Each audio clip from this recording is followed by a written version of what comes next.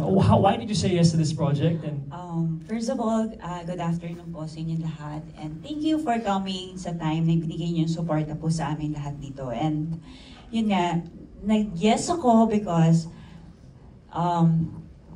aware ako sa nangyayari sa West Philippine Sea. As in, updated ako.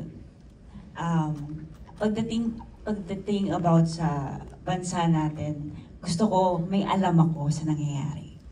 And isang malaking karangalan na makasama po ako sa project na to.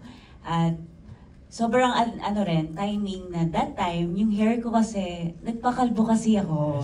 So, that time sobrang bagay nung role ko dun sa binigay sa akin. Kaya nag-yes ako agad. it wasn't for that? What? The hair. Yeah, the hair wasn't for the role? No, So, kalbo po timing lang. talaga ako that time. Meron po akong film na ginawa na kalbo. Nagpakalbo po ako and then nag-semi-kalbo na siya and then nagpa-military cut na po ako after that. Yeah, the role was meant for you. Yeah. Amazing. What's one thing you learned about the Navy? Diba?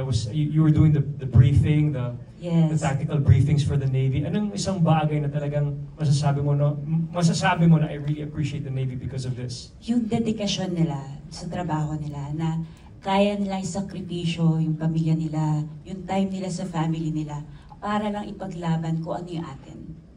Yun. West Philippine Sea? Atin to.